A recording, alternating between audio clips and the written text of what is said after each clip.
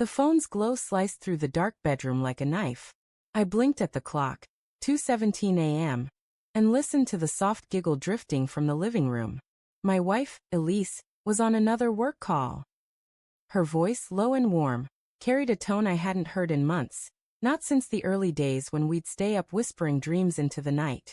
I lay still, my chest tightening, wondering why a project manager needed her at this hour. The air felt heavy, like it was holding a secret I wasn't ready to face. Elise had been different lately. She'd linger at the office, her heels clicking later each evening. She'd smile at her phone during dinner, her fingers dancing across the screen, dismissing my questions with a breezy, "Just work stuff, Tom." I'd nod, swallowing the unease, telling myself it was nothing. She loved me. 12 years, a mortgage, and a daughter's crayon drawings on the fridge said so. But love doesn't giggle at 2 a.m. for a coworker named Greg. I slipped out of bed, the hardwood cold against my bare feet, and crept to the doorway. Elise sat on the couch, her silhouette framed by the phone's light. "No, you're ridiculous," she whispered, her voice playful, intimate. My stomach churned. Greg, her work husband, as she'd once called him with a laugh, was on the other end. I'd met him at the company picnic. Tall, charming, with a handshake too firm and eyes that lingered on her too long.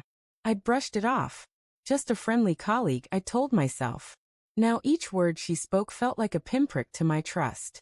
The next morning, Elise was all smiles, pouring coffee as our daughter, Mia, scribbled at the kitchen table.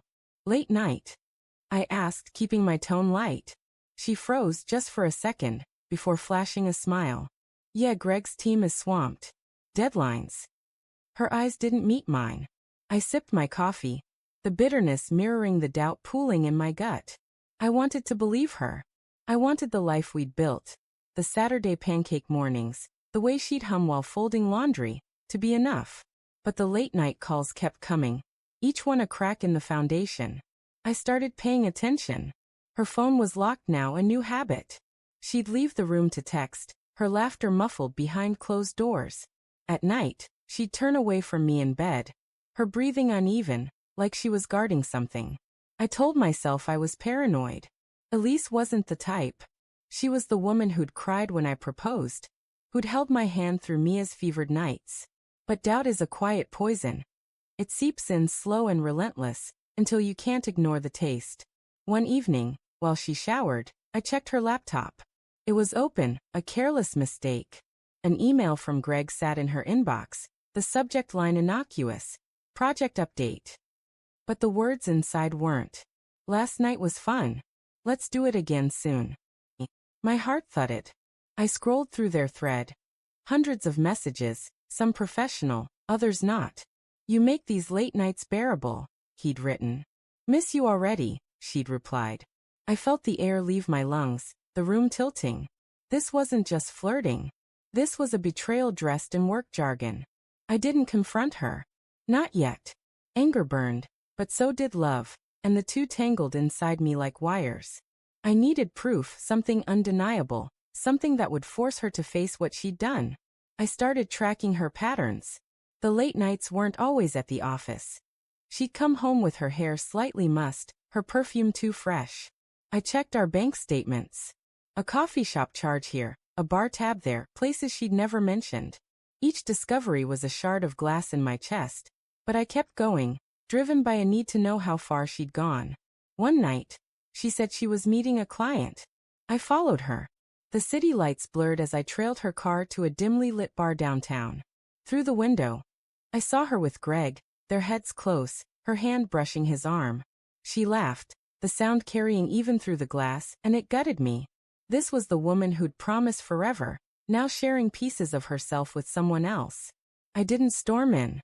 I didn't yell. I sat in my car, hands shaking, and let the pain carve itself into me.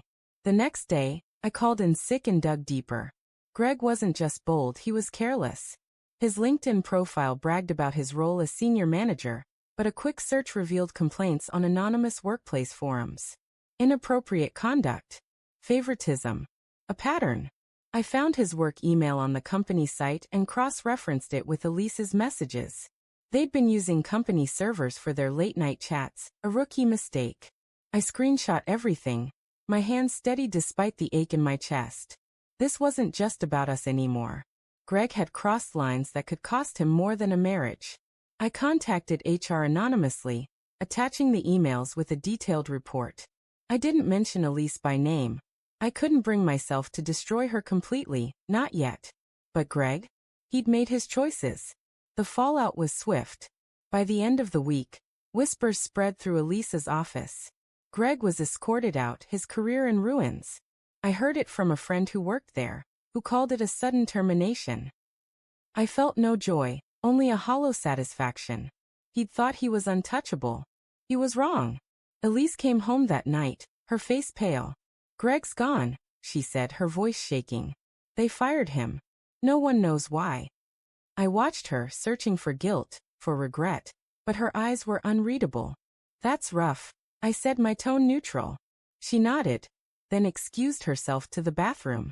I heard the faucet run, masking whatever sounds she didn't want me to hear.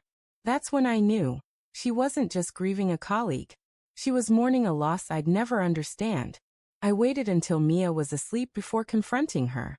We sat at the kitchen table, the same table where we'd planned our future. "Elise," I said, my voice low, "I know about Greg." Her eyes widened, then darted away. "It's not what you think," she stammered. "He was just a friend." But her voice cracked, and the lie crumbled. I laid out the evidence. The emails, the bar, the late-night calls. She didn't deny it. She just sat there, tears streaming, whispering, "I'm sorry. I didn't mean for it to happen." She said she'd felt neglected, that work had been her escape, that Greg had made her feel seen. I listened, my heart breaking not just for me, but for the woman I'd loved, now reduced to excuses. "I never stopped loving you," she said, reaching for my hand. I pulled away. Love wasn't enough anymore. Trust was gone, and without it, we were just strangers sharing a house. I moved out the next week, taking only what I needed. Mia cried when I explained I'd be living somewhere else for a while. Elise begged me to stay, but her words felt hollow, like echoes of a life we'd lost. I didn't yell.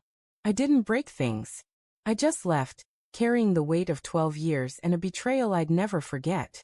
In the end, Greg lost his job, and Elise lost her marriage. I didn't raise my voice. I didn't need to. I'd raised the stakes, and that was enough.